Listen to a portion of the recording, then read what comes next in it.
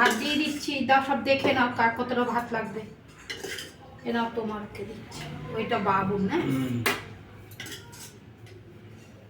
বাবু বল। তুমি বুঝে দাও না, যেটুকু খাবো তুমি বুঝে দাও। আমি বুঝে দেবো তবু তোমার উচ্ছে তো কেনা হয়নি, রোজের ওই উচ্ছে কিছু কেন যে ভুলে যাচ্ছি আমি জানি না। বাবু দেখে নে ভাতটা। ঠিক আছে তুমি বুঝে দাও না, বলছি তো। না ঠিক আছে, ওই ভাতে যথেষ্ট।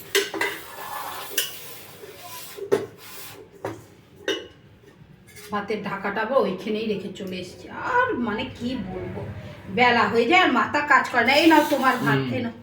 এটা বাবুর, এটা আমার। নাও। আমার পেঁয়াজ কলি দেবে না মা?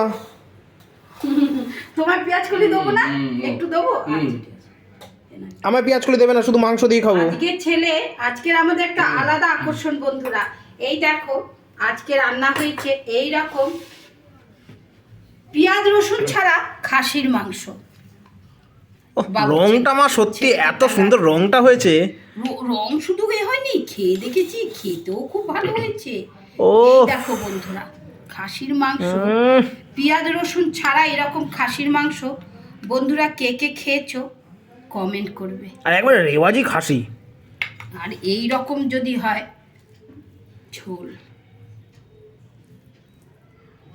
নে এতে হবে তো তোর, তোমাকে এতে দিয়ে দেবো তো, পাতে দিয়ে দেবো।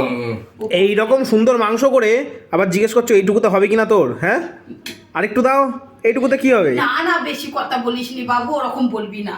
ওইটাই খুশি করে খা। খুশি করে খা, ব্যাস হয়ে গেল। তুই খেতে বস তো বাবাকে, আর আমি এতে একটু বস খেতে। না তুমি নাও, তোমারটাই নাও।